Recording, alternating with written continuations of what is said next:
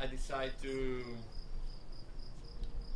divide the box into traditional black on the bottom and more colorful on top.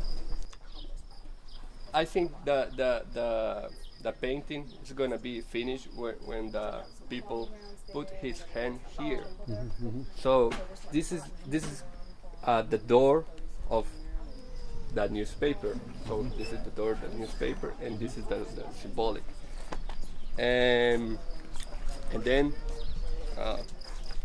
with two circles, concentrate the energy, just like the hand, 1, 2, and expand the colors and the shapes for the rest of the box. And finish here with City Weekly logo.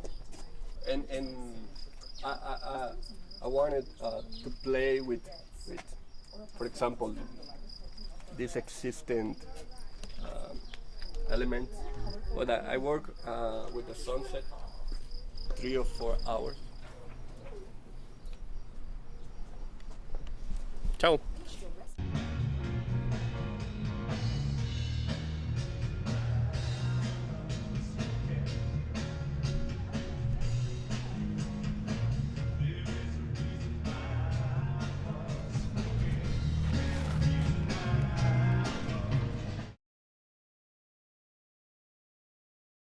I've done some freelance work for some people.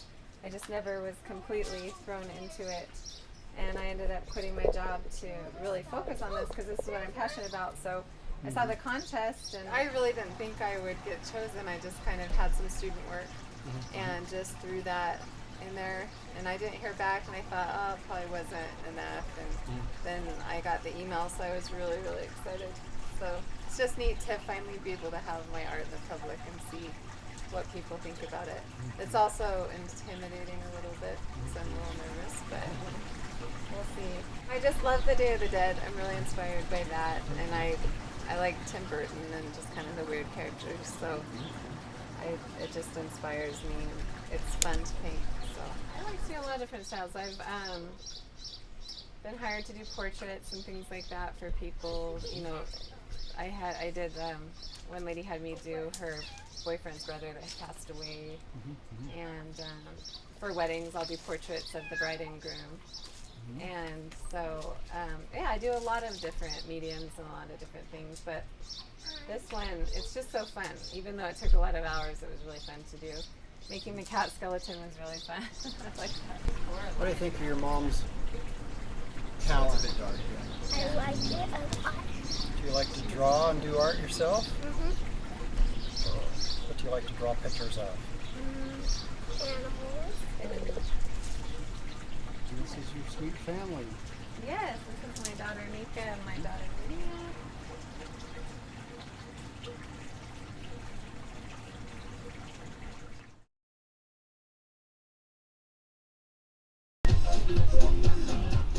I don't really have much of a plan.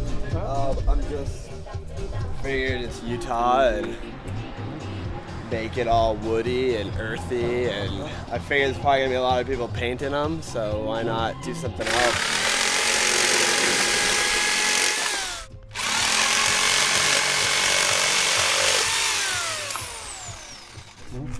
That's my dog Bandit. Hey, Bandit. Keeps an eye on everyone. My friend actually sent me the link on Facebook, and he's like, you should do this. And I figured, yeah, whatever, you know. I didn't hear anything back from him, and they just asked to see my portfolio, which is weird because my portfolio is very much different than this kind of work. Like, it's all digital. Yep. And, they emailed me back like a week and a half ago and asked me to do it, and like I was a little hesitant, and just because I just bought this house and I've just got so much going on. Oh, I can only imagine. Look, all just painted and all ready to... Yeah, and the inside, I just got stuff everywhere, and now I was like, what am I gonna say? No, can't do it. That'll work. Yeah, burn it.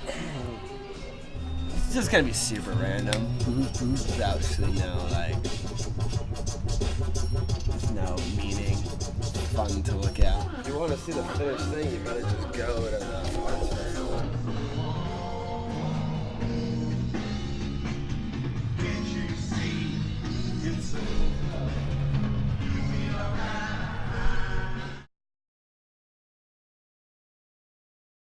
A Yeti is a Sasquatch or mountain creature, mythical. I kind of draw inspiration from I have a cat who's kind of a loaf, so that's where I get the early morning, coffee drinker attitude, and yeah, that's kind of where I wanted to go with something fun. As I like kid-friendly stuff in some degree, but we'll have the humor on here. I'm going to add in a bunch of word bubbles throughout here.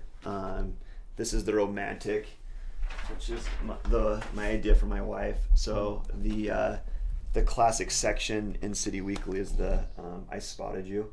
Oh. And so I'm going to do a little, I don't know if it's so much a poem, but some sort of I Spotted You section of this. And then on this side, we've got the Screaming Yeti, which will be where I'll put the City Weekly logo. And then over here, we've got as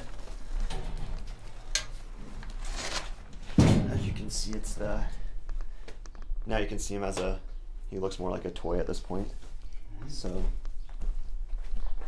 I started my tenure at the University of Utah with an emphasis in illustration and graphic design, and then wasn't really motivated by the curriculum, and dropped out of art school and went into communication because my dad's philosophy was, you can be the greatest artist in the world, but if you can't market or sell yourself, then it doesn't really matter. So I went into communication, and I never looked back. I was the political cartoonist for the University of Utah for my whole stay up there, and I'd say it was a pretty successful career for what I accomplished in a short amount of time, and never looked back. And I've always been in print. I mean, I thrive off deadlines. Yeah. So this just adds to to everything. It's gonna be a late night tonight.